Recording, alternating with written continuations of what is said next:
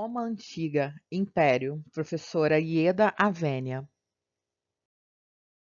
Por meio desse esquema, conseguimos verificar a estrutura das instituições políticas durante o Império, que tem a figura do imperador como o seu elemento central, em conjunto com as outras instituições colegiadas, como o Senado, magistraturas e também assembleias que eram convocadas esporadicamente pelo mesmo.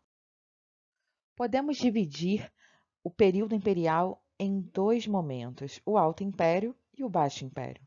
Durante o Alto Império, temos o governo de Otávio, primeiro imperador, que instituiu a Pax Romana, a centralização do poder, o sistema censitário baseado na renda, a máxima extensão territorial do império, o nascimento de Cristo, e os principais imperadores foram Tibério, Calígula, Nero, Tito e Marco Aurélio, e as perseguições aos cristãos.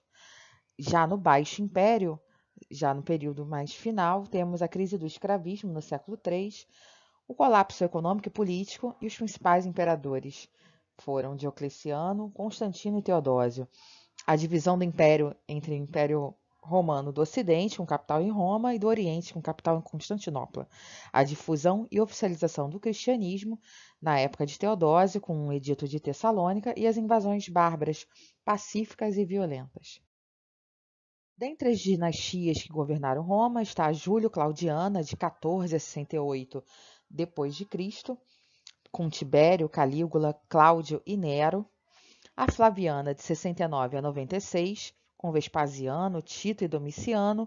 A dos Antoninos, entre 96 a 192, com Nerva, Trajano, Adriano, Marco Aurélio, Antônio Pio e Cômodo.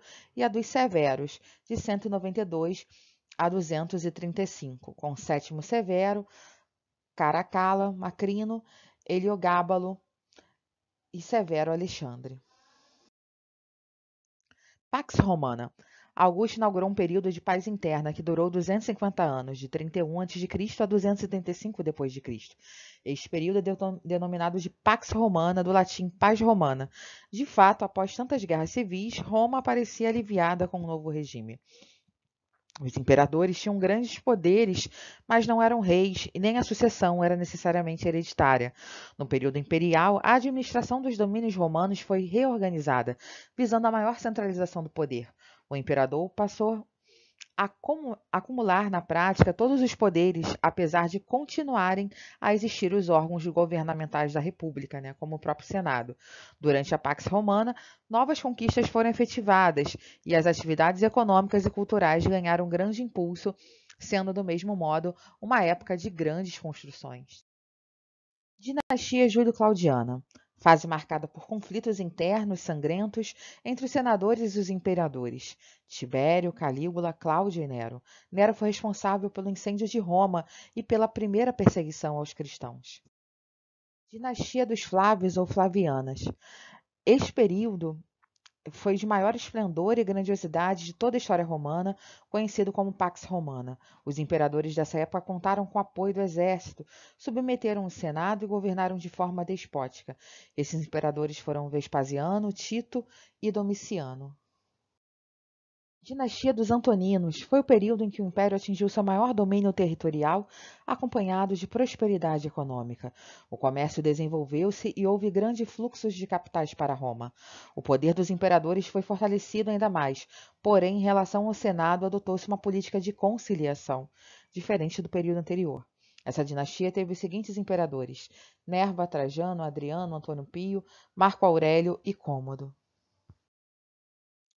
Dinastia dos Severos. Na fase final desse período, vai começar a crise do império em função do êxodo urbano, da falta de papel-moeda, da inflação e da invasão dos bárbaros germanos nas fronteiras. Essa instabilidade levou o império ao declínio.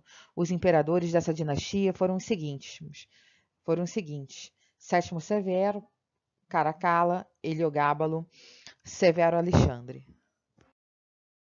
Em sua dimensão política, a crise do poder imperial romano envolveu diversas tentativas de continuidade administrativa e centralização da autoridade do imperador no contexto da anarquia política do século III. Alguns aspectos das dificuldades políticas do Império Romano remontam a um período anterior, entretanto se agravam ao longo do século III, destacadamente durante a anarquia militar.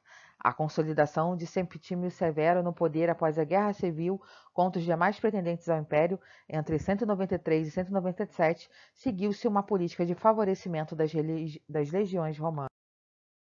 Nesse período, temos a subida ao poder da dinastia sassânida na Pérsia em 224 d.C., em grande parte provocada pela longa e onerosa guerra movida pelo Império Romano contra a dinastia dos Partos Arsácidas, que anteriormente governaram o Império Persa. Os sassânidas ameaçaram diretamente o território romano das províncias orientais e investiram militarmente contra as fronteiras da Germânia e da Récia. Na defesa do Império, perdeu a vida o último imperador da dinastia dos Severos, Alexandre Severo, e em 235 assassinado por soldados descontentes com a notícia de um possível acordo de paz com os persas.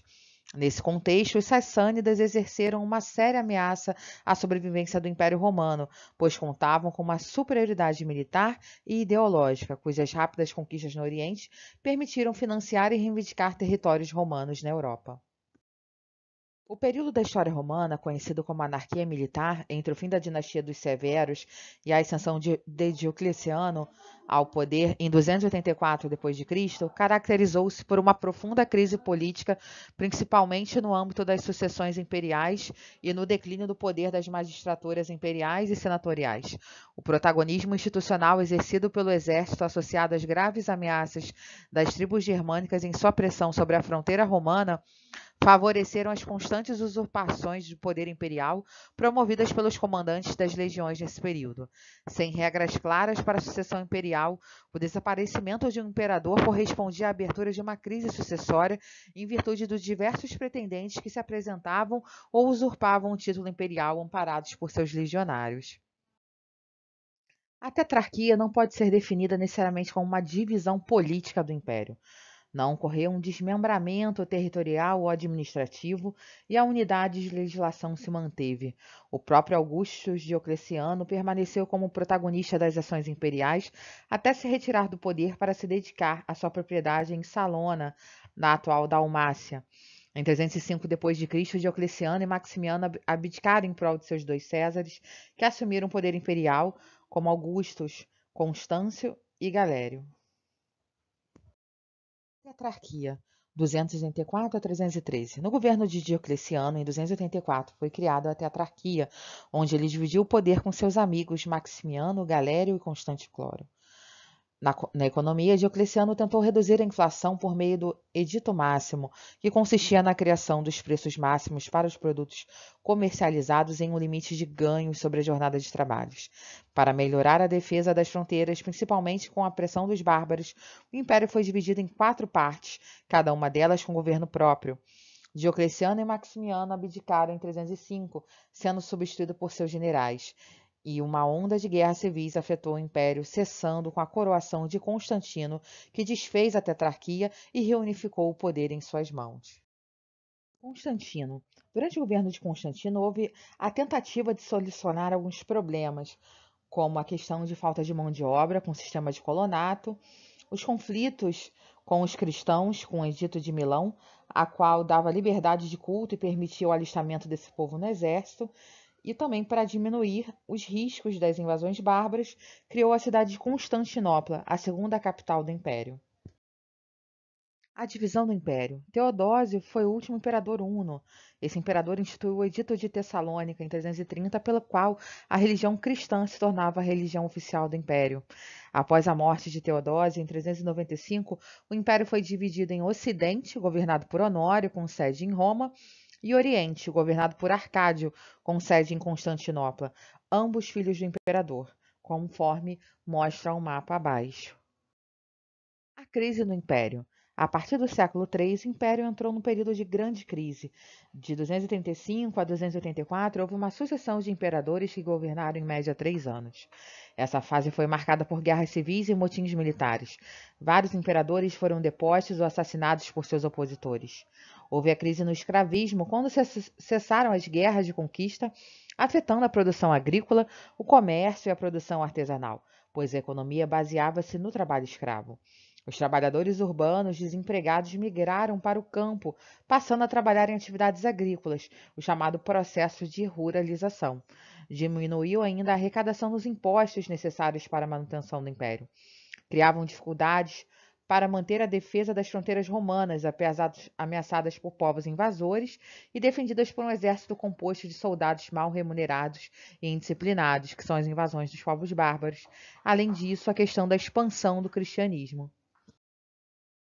A queda do Império Romano. Nesse esquema, conseguimos verificar os principais fatores da crise do Império Romano e também alguns elementos, né, que vão contribuir para a mesma.